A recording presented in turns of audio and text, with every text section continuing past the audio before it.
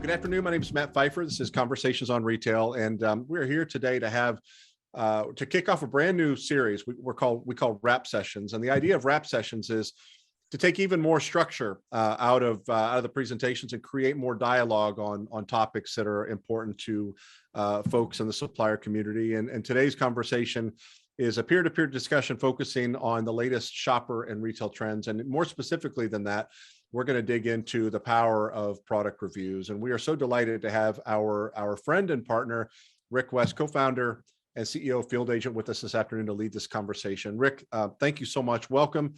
And again, we appreciate the time you've invested in this. Matt, listen, happy to be here. And you know what? Spring break doesn't impact me anymore. There you go. This is another week for me, but I get it. But again, happy to be here today.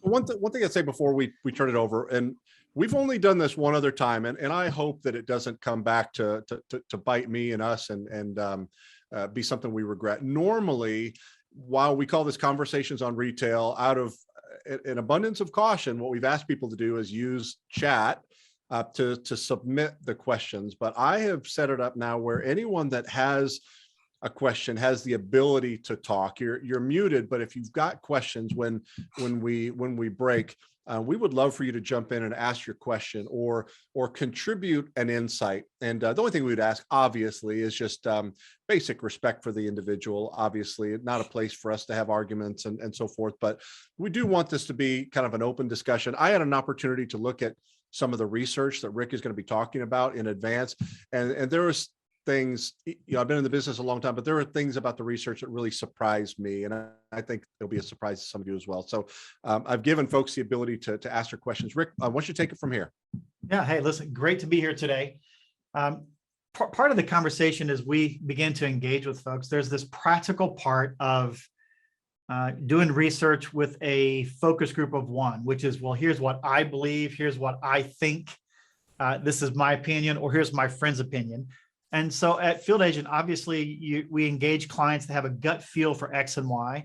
And then we come alongside and say, listen, we've got a couple million people that would love to give you their opinion on something. And what's unique about what we do is we give that opinion while someone's in a store, someone's in the side of their home using something, but can really engage with products or shopping environments to get people's opinions. And today, we're going to specifically kind of, banter a little bit, Matt, on ratings and reviews or product reviews. And so I walk out with this story first, and this is an extreme, view, but I think the folks that are listening here can get this. A friend of mine just bought a truck on Vroom. So again, we're not talking about a $8 sale on Walmart.com. This is a sale on Vroom. And so I was talking to him about the process, and I said, why'd you choose Vroom? There's like 4 other providers. You could go from, eBay to, 2 or 3 other guys. He said, well, I went and looked at online, and I was trying to understand from a service provider standpoint what people said about Vroom, and it got really, really good ratings. Surprise, surprise. And I said, okay, but when you were on Vroom looking for the truck, I said, how'd you lay that out? He said, oh, well, I went in, I knew the basic truck I was looking for. I said, well, how did you know the truck? He said, well, I went to 2 or 3 different websites and I looked at ratings and what they thought, but I was buying a used truck. So I went into Vroom, and Vroom had amazing product reviews on the truck I was buying. And I said, yeah, but who did you talk to? He said, Rick, I didn't talk to anyone. I just click, and bought a truck. And he said, within a week, literally some guy showed up on my doorstep and handed my wife the keys and said, your truck is here. Now, for the sake of arguing, he didn't spend $8. He spent, you spend tens of thousands of dollars on a truck, but it reinforces, as the folks are listening to this, it reinforces that aspect of ratings and reviews or product reviews are powerful enough today that I can buy a 5-figure, $10,000, $20,000, $30,000 truck and never talk to a soul, because ratings and reviews are so important. And so as we, Matt, as we begin to talk through this, I said, gosh, I wonder what it would be like if someone went to Vroom and there was no reviews, or the reviews were a year old or 2 years old. And so we started bantering that around a little bit and said, gosh, well, why don't we go talk to, real people out there every day and take it into more of a CPG conversation and to say, what do you think? how would you react to that and what it would look like? So I'm going to rattle off a little bit of research. Again, this isn't, Rick, which is again, focus group of one. We talked to about 1,100 people, like 1,174 to be exact. And we asked the same kind of questions. Said, hey, when you look at, online purchases, and these are people that purchase at least one time a month online. And we said, what are you thinking about ratings and reviews? And how do you look at product reviews? And what does it really mean to you? And we asked them to kind of respond to that question by category. And we looked at it, like 10 different categories, but I'm going to talk about the top 4 as far as percentages. And so when asked the question, do you regularly read product reviews to guide your online purchases? If you had a sheet of paper in front of you now, you'd say, okay, what percentage of people do you think would say they regularly read product reviews? Well, we found after talking to close to 1,200 people that 9 out of 10 said they regularly did that. Again, that doesn't surprise us too much, especially for these top 4 categories. So look at the first one, electronics. 82% said they either always or often look at ratings and reviews. And I get that. If you're going to buy, a $500 TV or a $3,000 TV, you're going to look at reviews and get a good feel for that. But what about apparel? It was 60%. Household consumables, classic CPG stuff, 39%. So 4 out of 10 people are saying, I'm looking at the ratings and reviews to make a decision. And even groceries, for the folks that are buying groceries online, even though they would still be buying possibly the same category, possibly the same item, they begin to look at brands and items to look at ratings and reviews, which is kind of crazy. Now that was, say, do you regularly do that? If you broaden it some and say, do you at least sometimes, those same numbers went up dramatically. So in electronics, 95% of the people said they sometimes, 87% on a tire, 70% household consumables, and even grocery, 50% of the folks jumped in. So that matches up with where I intuitively thought that makes total sense when I look at ratings and reviews. And so Matt, I kind of played on something here, and I think, let's see, let's pop you. Can you pop your screen? Let's see your screen. I want people to look. Can you pop your screen back up? Can I see your face, your background? Yeah. All right. So I cheated a little bit. Matt and I were on this call, like 10 minutes before we were bantering about life, and I was multitasking. Matt, here's what I multitasking. There is a Hershey's triple chocolate by your right ear. Mm-hmm. I know your version here. And I thought, why don't I, for the purposes of this conversation, Matt, go to walmart.com and just look at ratings and reviews. And let's see. I mean, Betty Crocker, Hershey's triple chocolate ought to pop up. So I put in the first, I said, put that in. I said, hi, here's one. Look at ratings and reviews. There's 1,429 reviews. That's a lot of reviews. That's great. The most recent was March 12th. It's some good reviews. I looked at the next item, the exact same item right next to it, because again, different people provide different sizes. This item had 0 reviews. So what happens in our world as we begin to talk to our clients is that, yeah, you think you're big 2 or 3, you're in great shape. But when you start getting to the second item, the 5th item, the 10th item, the 100th item, you're like, I probably have some product reviews. They're probably okay, but at least my big 2 or 3.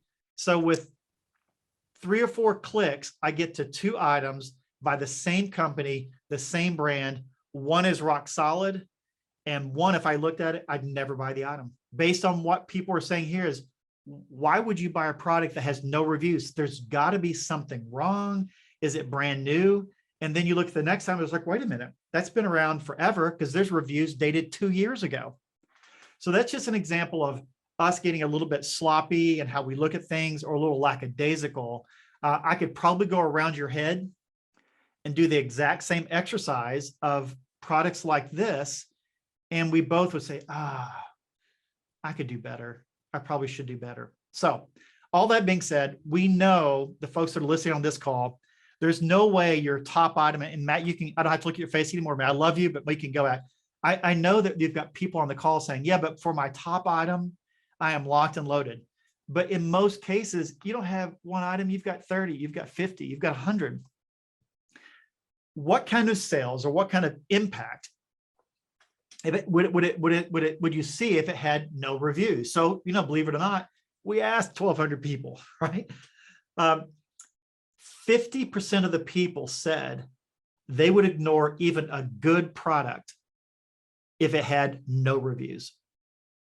Think about that, 50%. Now, I was showing you a brand and brand within the family, and they skipped one size to the other. But if I'm looking at Betty Crocker versus Duncan Hines, and Duncan Hines has reviews for the same brownie mix, 50% of the folks said they would not buy that item. They'd buy something else. That's a huge number.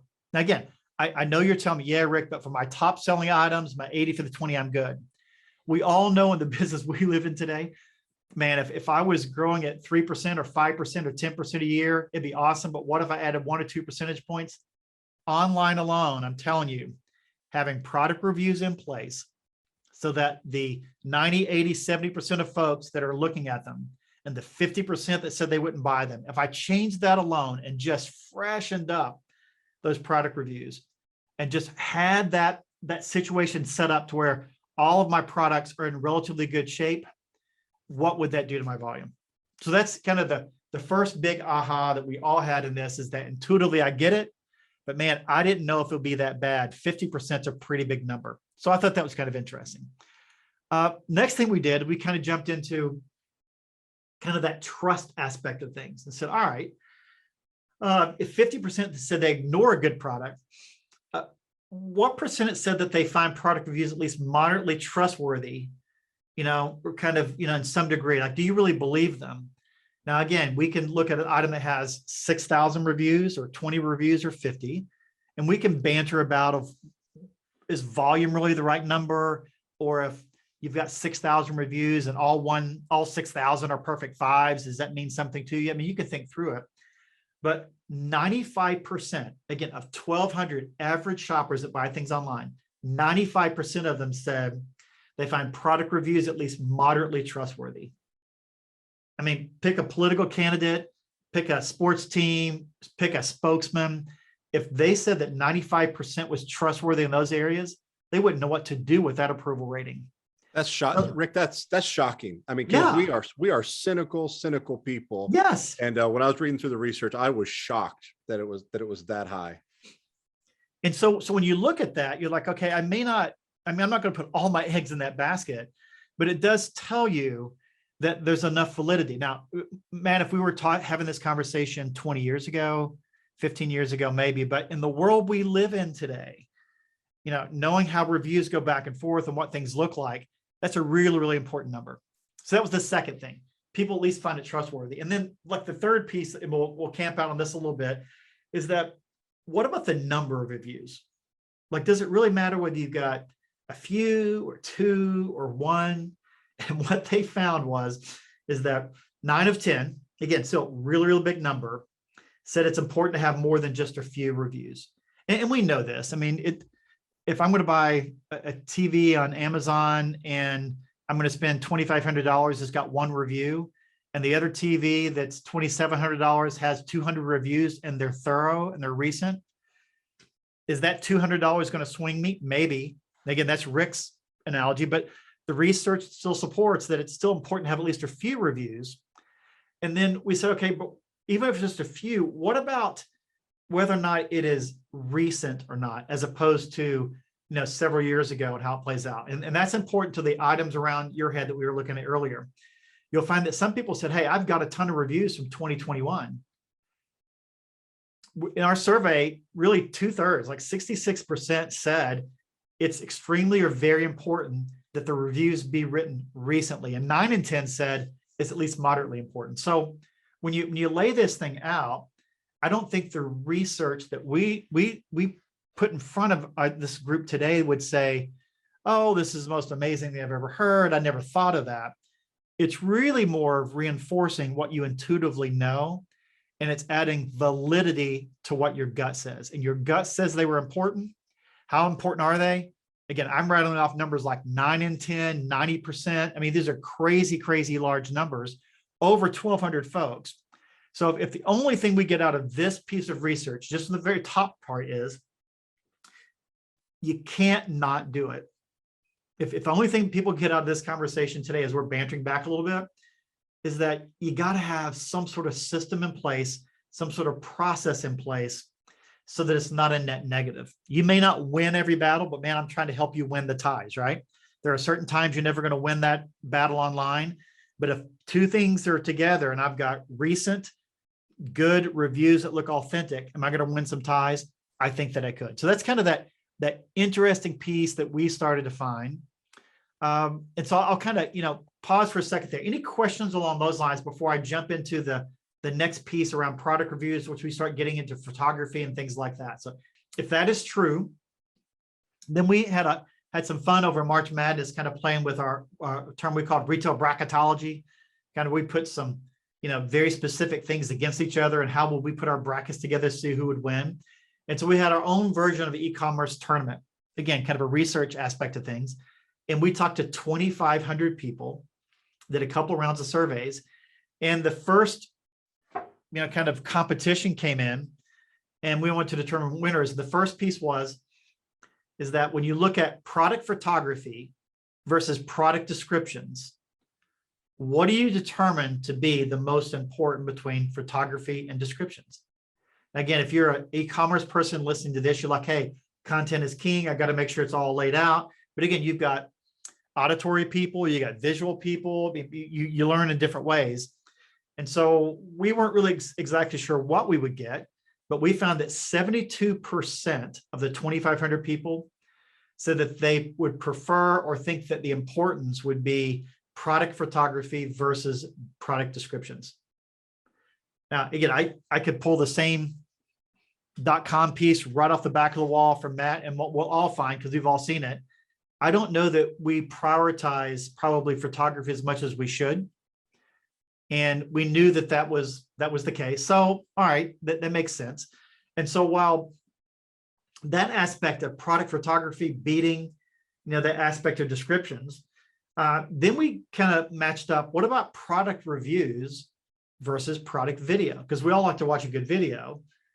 And again, product reviews dominated product video. Of the 2,500 folks we talked to, Matt, 78% said they would prefer or focus on product reviews versus video at 22%.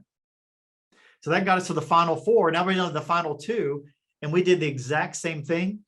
We went to the contest again, talked to 2,500 people and said, okay, when you're looking at reviews versus photography, and I'll say it's close to 50, it was 56, 54, product reviews beat product photography. So in the big scheme of things, even though you've got lots of tools and levers you can pull on e-commerce, amazing content, a good video, amazing photography, even after all of that, understanding the importance on the top end, talking to 1,200 people, we talked to 2,500 new people, and we kind of paired these things against each other. The big four within e-commerce, what really matters? At the end of the day, product reviews still edged out photography, which means it also edged out video and content as the most important thing for you to have right on your e-commerce site. So again, kind of encouraging for us. And then what we've done, Matt, over the last little bit, we have a sister company that's called All9, does a ton of brand photography for our clients with our sampling program and our trial program. We started to offer through our marketplace an opportunity for brands to be able to purchase photography for their website, whether it be lifestyle or kind of, situational, photos from our photography standpoint for their brands online, as well as just basic light box, photos at a very economical price that falls right in line with the way we do our marketplace today, which is you come in, you're not going to talk to 3 people and have 4 meetings. You're just going to come in and say, here's my item. I'd like to have this many photos of this item. And what are you going to charge me? You check out the cart and you're finished. So our marketplace was really designed to be able to meet the needs of exactly what we're hearing here today, which is photography is important, but remember those product reviews, the same thing. So today, if you're looking at your items, you're saying, gosh, I'm really kind of struggling with getting 300 items up to speed. With no more than a few clicks of a mouse, you can be on our marketplace today and get our ratings and reviews right on Walmart.com or syndicated with your third-party provider, someone like Bazaar Voice. We can lay that out for you. So while our marketplace is broad, we use this research to say, hey, what are the top 2 things from a tool or a product standpoint do we need to provide our clients or this supplier community we're in? And we could have chosen 10 areas, but the 2 areas that research, talking to 2,500 folks, the research drove us is you've got to have amazing reviews and you have to have really, really good photography. And so that's where we're creating those 2 product lines within our marketplace to be able to meet those needs. And we'd love to talk more to folks about what that would look like and how that plays out every day. So again, I'll pause a little bit, Matt, to see if any questions or anything else my way before we kind of move on. Well, I'll jump in with one. And again, not to come across as a know-it-all, because I'm as much a student as I am anything, but it's surprising to me that in 2022, you've got products on Walmart.com without any reviews. And you look at all of the time and the effort that goes into trying to control what in a lot of cases are uncontrollable. I mean, there's so many variables with on-shelf availability and all, you think about all the time and the effort that goes into staying in stock on the shelf. And it seemed like by comparison, having product reviews and all this stuff would be so easy. It's a controllable that you can control, right? And so I'm just wondering, in your opinion, and based on your experience, why is it that a supplier would have a product on Walmart.com without any reviews? Is it an afterthought? Is it considered secondary? It seems like some of the easiest work you could do. I'm just trying to understand. So I'm going to put out a few reasons. And again, people that are listening on this are the experts in this area because they know how they think. And we have not interviewed people. I've only talked to individuals and asked them the question why. And there's a few things that anecdotally I'm hearing. The first one is, hey, Rick, it's for my product, I still get 98% of my volume, 99% of my volume off the side counter, right off the mod. That's where I'm getting it. The only reason I have .com over here is because I have to do it. It's really kind of an afterthought. And then what we explained to them is, hey, that may be true, but we did another study, gosh, with lawn and garden shoppers. I talked to 1,000 people about lawn and garden, very, very specific to the category. Over 50% of them said that while they were in the store, they were checking online reviews before they bought the product in the store. And so we have that conversation with them. They're like, huh. I'm like, yeah. So while you think you're getting X% sold off the side counter, which makes total sense. And I said, you've seen this. And I'm bantering back and forth. And they're like, yeah, you're right. I was in the store the other day and I scanned the barcode, or I did a QR code, or I just looked up the item. And I said, what did you look at? Well, I checked the price. And they hesitated. And I looked at the ratings and reviews. I said, exactly, exactly. So even though you may not be as focused on .com, those product reviews still impact your in-store purchases to some degree. And lawn and garden was the only piece of data we had, which said it's still 50%, which is a great number. So that's number one. It's just kind of the second thought, afterthought. The second piece is, and I get the validity here. People are still like, hey, is it fair if it's not really authentic? And is this having a professional person do the review? Is that ethically okay? And what we tell them time and time again, within Field Agent, we do not have 1,000 people that are professional ratings and review people. That is not our world. It's not how we live. We go out and we say, who is your core consumer? What's their age? What's their demographics? Do they purchase a certain thing? Let us go find them. We'll spread them out across the United States. And so when we get 50 or 100 or 1,000 ratings and reviews across items, we're getting completely random consumers as opposed to trained professionals answering those reviews. And they're like, okay, that feels a lot better. I said, so what you'll see is that you say, gosh, so-and-so from Atlanta and so-and-so from Kansas City and so-and-so from Boise, Idaho, you're going to start to see those come in because we have such breadth and scale to be able to deliver that. So that's the second issue is like, I guess I can't get to it. And the third piece is, and this is kind of where I'm encouraging people to use someone like Field Agent. They're like, man, if I do this, it's going to cost me 10 grand. It's going to cost me 20 grand. And we're like, oh my gosh, for $15 in the cost of product, $15, $20 a pop, we can crank these things out. If you need 10 reviews, it's the best $200 you've ever spent. And Matt, they're like, I had no idea. I thought it was going to cost this crazy. It doesn't. We have a marketplace that lets you go as large to 10,000 to 20,000 to as small as 1. And so we think we've kind of hit those false objections, 1, 2, and 3 to really lay out. It is important. You may not think it is. it is relevant to the side counter, and it's easier than you think. And so we're trying to dispel those things, but Matt, it just takes time. Yeah. And I don't want to dominate this conversation, No. just Rick and I going back and forth. So anybody, Cheryl, Mike, you guys are hitters, have been in the community forever. So anybody that has a point of view, please weigh in. But one other thing I just wanted to add quickly, I think back to, 80s and 90s, and even into the 2000s at Walmart, you think about their circular program, the printed advertising. And for the longest time, for decades, they had internally a strategy called Real People, and they were using associates in their photography because they felt like, and I believe we were right, by the way, that real people resonate with folks. And we talked about associates and their perfect imperfections.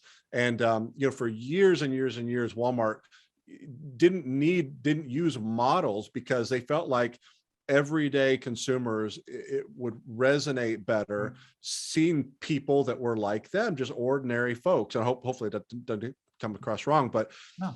I've got to believe that in product reviews, it's exactly the same. You don't want something that's beautifully written. You want something that's written by someone that talks and writes like you, right?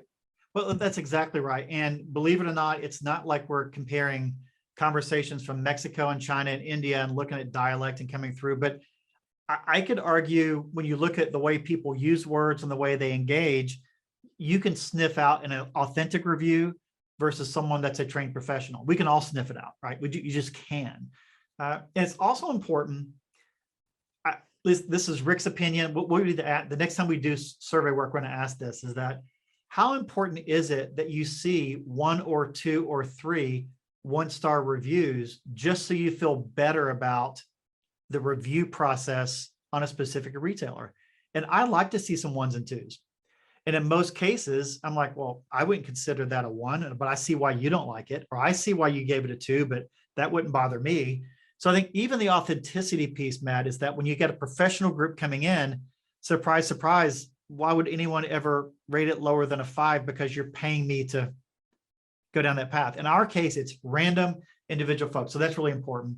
But even on the photography piece, I think if you go online and you start to play around, you look at some of the lifestyle shots, you're like, oh, I think I saw that same person and their kids on 3 products ago. Your stock photography is going to get you nowhere. Eventually people get on like, oh, I've seen that same person over and over and over again. So there is a power to having your own photography that you own, which is really important from a lifestyle standpoint. And even on your own product images to make sure they're high quality. You guys have seen enough that are a little bit blurry, and it may not keep you from buying it, but you're like, I don't know, it's just kind of fuzzy. I mean, those are little things that over time that matter. Now, again, if 30, 40, 50% of my business was online, I guarantee you everything we're talking about is completely buttoned up.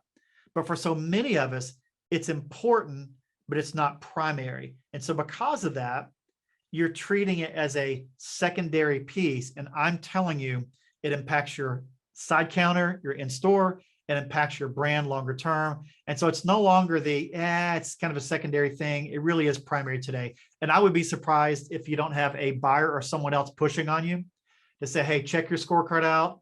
The photos aren't there. The content's not what I'm expecting. You don't have ratings and reviews. Listen, the world of supply chain issues, the other 100 issues we have, I don't need to have a buyer beating on me about something I could take care of. And so I'd be ahead of it. So I think that's kind of in front of us as well. Yeah. Or comment. This is obviously quite a growing, I guess, opportunity or space within the whole sort of crowd liquid labor marketplace. How big do you think the sort of ratings and view is as a sort of, I guess, the percentage of the sort of total business in your space? Because I guess the industry came out of doing sort of simple audits and it evolved now into sort of audit and some merchandising and rating and reviews. I know in Europe, one of your competitors or one of the guys over here, it's becoming quite big for them. So how big is this for you?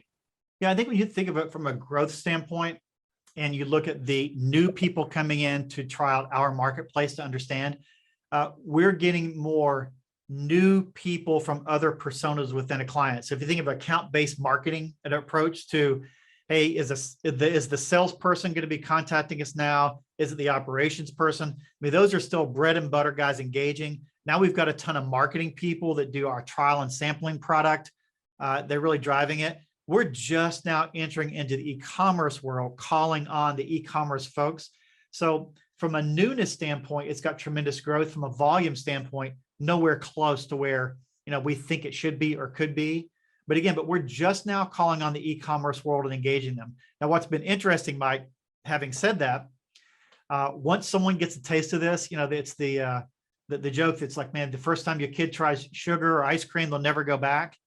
The first time someone tries this, it's by far one of the best repeat re-engaged products we've ever done, because I did 3 and it cost me $50 and I did 4 over here. Next thing you know, you're like, hey, how can I get 2 or 3 reviews every month, year on year for all 20 of my items? And that repeat part has been really exciting for us from an engagement standpoint. But volume wise, we haven't quite seen where I think we've even reached a tipping point of making this substantial, but engagement wise, it's been pretty exciting for us. All right, so let me summarize this a little bit. I'm going to take us home and land the plane. So when we look at, again, whether you're in store or online, we believe that product reviews, good brand photography is going to move the needle. If you had to choose any 2 things to worry about the .com world and what's driving today, if you could do nothing else, it's great reviews and great photography. It's number 1. Okay. Number 2, as you look at providing a solution for that, I'm not telling you don't contact Bazaar Voice tomorrow and get into their machine and go drive that. If you're a big multinational and you're a $5 billion company and you want to go do this across 300 items, God bless you, go down that path. But the other 99.99% of the world that's listening to this, I'm telling you, the approach that we're taking today with the a la carte opportunity to have ratings and reviews from everyday people engage in your product, purchase your product, and be able to do a review, and to have that methodically crank 2 to 3, 4, 5 a month for a period of time is going to solve a ton of woes. And then the brand photography piece that we're talking about here, again, I'd freshen up exactly what you've got, and I would sit back and I guarantee you're not going to be getting the phone calls that you don't want to get that's saying, hey, what about, why doesn't this look right? And someone like Rick Googled 2 of your items, put them on Walmart.com, and one's a hit and one's a failure. It's not what you want to see. So that's my encouragement to folks. It's easier than you think. You don't have to talk to Rick to figure it out. Just go to our marketplace on fieldagent.net, click on shop, and man, knock this thing out of the park. Drive it all day long. Rick, this was so good. I took some notes, 4 things that really surprised me, and I'll just read them back really quickly. I wasn't surprised by how many people use reviews to decide. I was surprised by how many people would ignore a product without a review. That was surprising. I was surprised that in our very cynical world, 95% of people find product reviews to be at least moderately trustworthy. That was a real exclamation point for me on the importance of this. I was surprised by how important recency is, with 66% saying it's extremely very important the reviews were written recently, as opposed to having something a couple of years old. Yeah. And I was really surprised to learn that the folks that you talk to feel like reviews is more important than photography. So Rick, thank you so much. This is great research, and folks obviously know how to get in touch with you and your team if they want to have a conversation with you. But this is a series that we intend to be ongoing, to dig into shopper and real retail trends. I'm not sure what our cadence is going to be exactly, but I would just encourage you to take this back to the folks within your organization, talk about it. We'd love to see this community within the community kind of grow, and these conversations to grow. And Mike, appreciate your feedback. Rick, anything else you'd like to offer just in the way of drawing this to an end? No, I think as people are listening to this, again, we're in the research business insights, we're in the data business. Don't be afraid to reach out and say, yeah, Rick, but for my category, which happened to be adult beverages, made that up, whatever it is, I don't know if that makes sense. Listen, come alongside us and we'll go out and talk to the right people. And I'll give you very specific data for your category. So it's no longer broad. We can get as tight as you want. We can go to, athletic power, whatever drinks if you need to. And let's get really, really tight so that when you go back internally and say, no, generically, here's the 95%, 70%, but Rick and his team talked to exactly our core consumer. And this is what they're saying, guys, it's no longer a generalization. This is a big deal. And so would love to come alongside and help folks to be able to get the data they need to have. And for all we know, Matt, maybe your category doesn't care. Maybe you've got that perfect category that people could care less. If that's the case, at least we help you validate it. So we'd love to help people figure that out. Rick, you've been a great friend to me and to my team and to the supplier community and everything that you've given back. Thank you so much for the time. Look forward to seeing you again soon. Thank you for everyone that joined us, and look forward to seeing you again soon as well. Have a great day.